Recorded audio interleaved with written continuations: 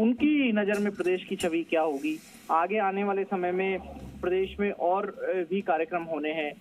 सरकार का फोकस जहां युवाओं के लिए रोजगार के अवसर मुहैया कराने पर है, इन्वेस्टमेंट लाने पर है, वहां अगर लॉ एंड ऑर्डर की स्थितियां बिगड़ती हैं तो वो प्रदेश के लिए नुकसानदायक हो सकती हैं। ऐसे में जी राजस्थान भी सभी से अपील करता है कि ये हिम्मत रखने की घड़ी है, ये संयम रखने की घड़ी है। इस समय ठंडे दिमाग से सोचना चाहिए। भावावेश में कोई भी फैसला, कोई भी प्रतिक्रिया प्रदेश की शांति को नुकसान पहुंचा सकती है, आपसी सौहार्द को नुकसान पहुंचा सकती है। और ये बात सही है कि इस घटना के समर्थन में या इसकी पैरवी कोई नहीं करेगा। शशि, ये भी जानकारी मिल रही है कि हॉस्पिटल मृतक छात्र की मां पहुंची हैं। जाहिर तौर पर दुखद घड़ी है उनके सामने। उन्होंने कहा कि बच्चे की बॉडी हम तब तक नहीं लेंगे जब तक फांसी की सजा पुख्ता नहीं कर दी जाती। देखिए, ये भावनाएं जब होती हैं, भावनाओं का जब अतिरेक होता है तो परिवारजन इसी तरह की प्रतिक्रिया करते हैं। हालांकि ऐसा संभव नहीं है, क्योंकि भारतीय न्याय व्यवस्था जो अलग तरीके से चलती है, न्याय की अवधारणा पर आधारित है भारतीय न्याय संहिता।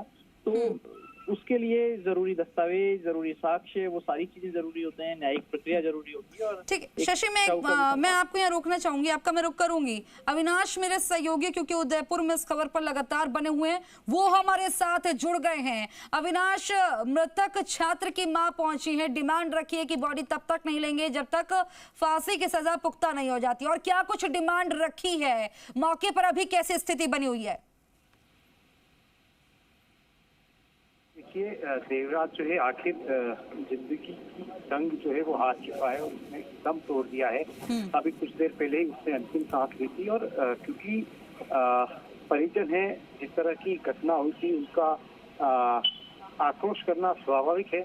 और यही कारण है कि आईसीयू के अंदर ही बॉडी है, उसके अंदर किसी को जाने नहीं दिया जा रहा है। और जो सूचना हमारे पास आई है, देवराज की जो माँ है वो विरोध पर बैठ गई है। और उसने कहा कि जब तक आरोपी को फांसी की सजा नहीं होगी वो यहाँ से डेथ बॉडी नहीं उठाएगी। हालांकि उदयपुर ग्रामीण विधायक शहर जिलाध्यक्ष रविंद्र श्रीमाली, कई प्रमुख जनप्रतिनिधि अंदर है, जिला कलेक्टर, एसपी अंदर है, लगातार परिवार के लोगों से समझाइश कर रहे हैं। लेकिन इस तरह से जो पूरा घटनाक्रम शुक्रवार 10:30 बजे से लेकर अब तक चला है, तो लेके कहीं न कहीं जिस तरह से अब देवराज जंग हारा है जिंदगी की, उसको लेके परिजनों में दुख भी है। और कि अभी शशि मोहन जी बता रहे थे कि हर चीज जो है वो न्याय प्रक्रिया के तहत होती है और भावना है उसका भी सम्मान होता है। लेकिन ये कई तरह की चीजें जो है इसमें सामने आती है।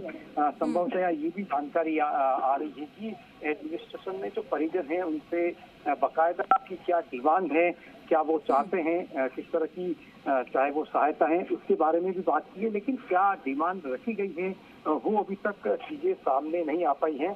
और अविनाश, आप क्योंकि इस खबर पर लगातार नजर बनाए हुए हैं, क्या हुआ था एकदम से जो बच्चे की तबीयत बिगड़ गई?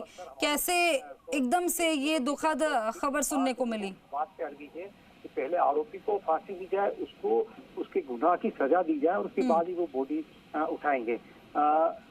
लगातार समझाइश की प्रक्रिया अंदर चल रही है। लेकिन किस तरह से अब आगे पूरा प्रक्रिया होती है कि एक डेथ हुई, उसके बाद एक पोस्टमार्टम का प्रोसेस जो है वो यहाँ पर होता है। मेडिकल जूरिस्ट की मेडिकल बोर्ड की टीम जो है वो मोर्चे में पहुंच चुकी है।